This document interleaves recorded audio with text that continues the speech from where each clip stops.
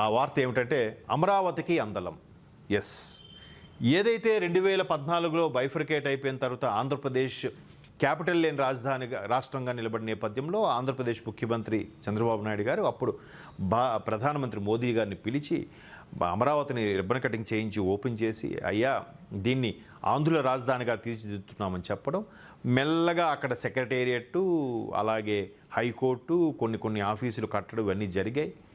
అక్కడ అసెంబ్లీ సమావేశాలు కూడా జరిగాయి. మొదటగా విశాఖపట్నం ఆంధ్ర యూనివర్సిటీలో సమావేశాలు జరిపారు, శీతాకాల సమావేశాలు. ఆ తర్వాత నుంచి 2015 నుంచి కూడా అక్కడే జరిగాయి. అంత శరవేగంగా చేస్తున్న నేపథ్యంలో అనూహ్యంగా 2019లో జగన్మోహన్ రెడ్డి గారు అనే ఒక మహానుభావుడు అక్కడికి రావడం, మొత్తం అమరావతిని ట్రాష్ అనడం, 3 రాజధానులు అనడం. పోనీ 3 రాజధానులు డెవలప్ చేశారా? పోనీ అమరావతి ఇష్టం లేనప్పుడు అమరావతి పరిధిలోనే ఇల్లు కట్టుకొని ఎండుకుండాలి తాడేపల్లి ప్యాలెస్లో, మరి అది కూడా అమరావతి రీజన్లోకి వస్తుంది కదా.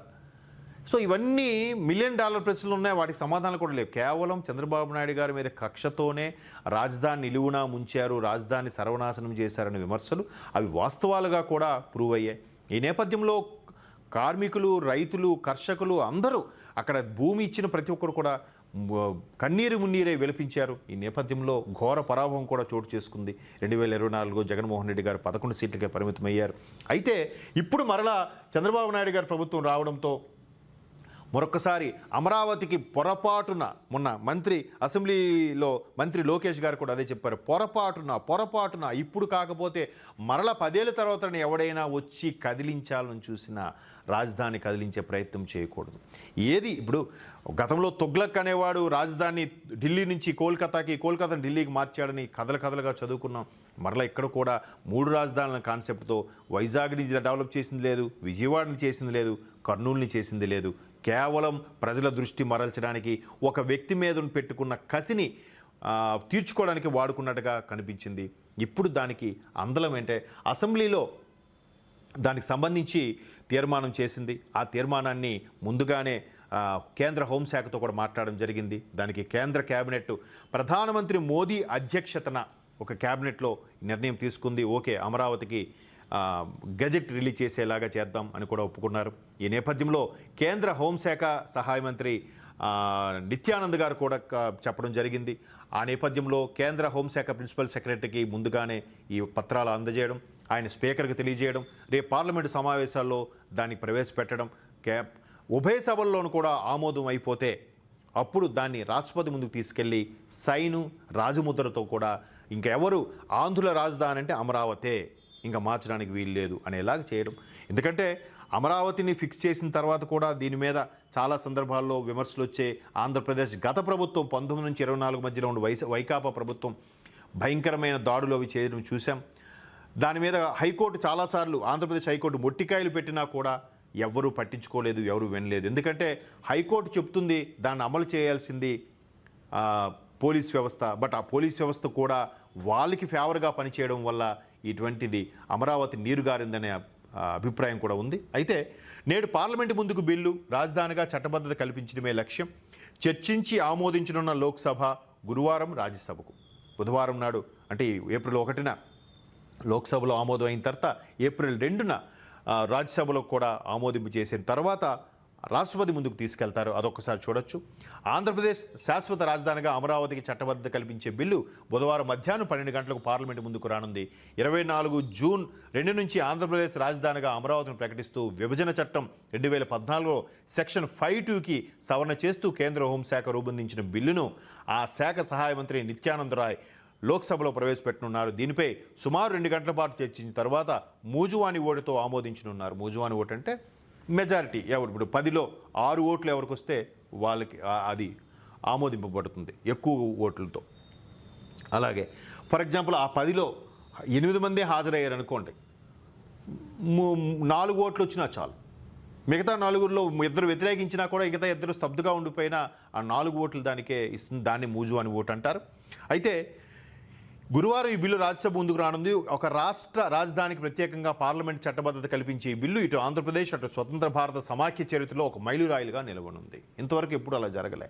గతంలో భాజపా ప్రభుత్వాలు కూడా ఏది బీహార్ నుంచి జార్ఖండ్ కానీ ఒరిస్సా, మధ్యప్రదేశ్లో కొంత భాగం కలిపి ఛత్తీస్గఢ్ కానీ, అలాగే ఉత్తరప్రదేశ్కి సంబంధించి ఉత్తరాఖండ్ కానీ ఇవన్నీ విడగొట్టినప్పుడు కూడా ఎక్కడ ఈ సమస్య రాలేదు. ఆంధ్రప్రదేశ్కి ఈ మహానుభావుడు ఎవరు, జగన్మోహన్ రెడ్డి గారు అనే మహానుభావుడు చేసిన అంబర్ ఫిట్టింగ్ వల్ల ఈ పరిస్థితి వచ్చింది. ఇది రాష్ట్రంలో మైలురాయిగా నిలవనుందట.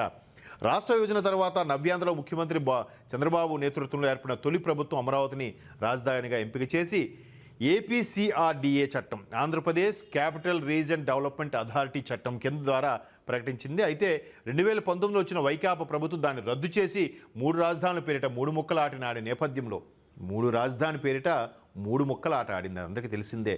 వైజాగ్ ఋషికొండ బీచ్ని గుండు కొట్టించేశారు. అక్కడ వెళ్ళలేదు. అక్కడ పోనీ ఆయన వెళ్ళి ఉన్నాడా అంటే ఉండలేదు. పోనీ అక్కడ రాజధాని కదా, అక్కడి నుంచే పరిపాలన చేస్తానని అక్కడికే ఇల్లు కట్టుకున్నాడంటే అక్కడికే వెళ్ళలేదు. పోనీ కర్నూలులో హైకోర్టు బెంచ్ ఏదో పెడతామన్నట్టు పెట్టారంటే అది లేదు. పోనీ విజయవాడలోంచి అడ్మినిస్ట్రేటివ్ అని అన్నారు, పోనీ అక్కడేమైనా కట్టారంటే అక్కడ లేదు. కేవలం 3 ముక్కలాట. బిల్లులో ఏముందో ఒకసారి టూకీగా చూద్దాం. 2014 చేసిన విభజన చట్టంలోని సెక్షన్ 5(1)లో ఉమ్మడి ఆంధ్రప్రదేశ్లో రాజధానిగా ఉన్న హైదరాబాద్ తెలంగాణ ఆవిర్భావ దినోత్సవం నాటి నుంచి 10 ఏళ్లకు మించకుండా తెలంగాణ ఆంధ్రప్రదేశ్ ఉమ్మడి రాజధానిగా ఉంటుంది అని పేర్కొన్నారు. 2014 నుంచి ఆల్మోస్ట్ ఆల్ 24 వరకు. సెక్షన్ 5(2)లో ఆ కాల పరిమితి ముగిశాక తెలంగాణకు రాజధానిగా హైదరాబాద్, ఏపీకి కొత్త రాజధాని ఉంటుందని పేర్కొన్నారు. కొత్త రాజధాని ఉంటుందన్నారు తప్ప దాని పేరుని ఎక్కడ మెన్షన్ చేయలేదు. ఇప్పుడు ఏపీకి కొత్త రాజధాని ఉంటుందన్న పదాన్ని మార్చి దాని స్థానంలో అమరావతి రాజధానిగా ఉంటుందని చేర్చారు. ఎందుకంటే మళ్ళీ గతంలో ఎవడైనా తొగ్లక్గాడు వచ్చి మారుస్తాడని. విభజన చట్టం బిల్లులో హైదరాబాద్ అంటే హైదరాబాద్ మున్సిపల్ కార్పొరేషన్ యాక్ట్ 1955 కింద నోటిఫై చేసిన గ్రేటర్ హైదరాబాద్ మున్సిపల్ కార్పొరేషన్ నిర్వచనం ఇచ్చినట్లుగానే ఇప్పుడు అమరావతి అంటే ఆంధ్రప్రదేశ్ రాజధాని ప్రాంత అభివృద్ధి ప్రాధికార సంస్థ చట్టం 2014 నిబంధనల ప్రకారం నోటిఫై చేసిన రాజధానిగా ఉంటుంది. తెలంగాణ రాజధానిగా హైదరాబాద్ ఉంటుందని విభజన చట్టంలో చెప్పినట్లుగానే ఇప్పుడు ఆంధ్రప్రదేశ్ రాజధానిగా అమరావతి ఉంటుందని ప్రకటించారు. సో మొత్తం మీద ఏదైతే వైకాపా ప్రభుత్వం కసి మీద పగబట్టి చేసిందో దాన్ని మళ్ళీ ఎవడూ టచ్ చేయకుండా దీనికి చట్టరూపం చేయాలని చూస్తుంది. దానికి ఆంధ్రప్రదేశ్ ప్రభుత్వం క్యాబినెట్తో సహా కూడిన మంత్రులు, ఎమ్మెల్యేలతో కూడిన అసెంబ్లీ సభ ఏకగ్రీవంగా ఒప్పుకుంది. ఈ నేపథ్యంలో వైకాపా ఉన్న కొంతమంది ఎమ్మెల్యేలు కూడా ఆహ్వానం పంపినా వాళ్ళు ఎవరూ రాలేదు. వచ్చినా కూడా వాళ్ళు అవమానం ఫీల్ అవుతారని భయంతో వాళ్ళు రాకపోయి ఉండొచ్చు. మొత్తం మీద సభ ఏకగ్రీవంగా ఆమోదించింది. ఆ బిల్లుని పార్లమెంట్కి పంపించింది. ఆ బిల్లు రేపు ఇవాళ April 1 లోక్సభలో, April 2 రాజ్యసభలో ఆమోదైన తర్వాత ఇంకా రాష్ట్రపతి రాజముద్ర స్టాంపే తరువాయి.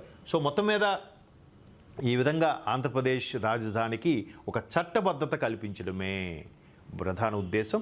మొత్తం మీద ఇకపై ఆంధ్రప్రదేశ్ రాజధాని అంటే అమరావతి. ఎందుకంటే గత 3-5 ఏళ్లలో సోషల్ బుక్స్లో కూడా మ్యాప్ పాయింట్ పెట్టినప్పుడు కూడా నేను చాలా గమనించాను.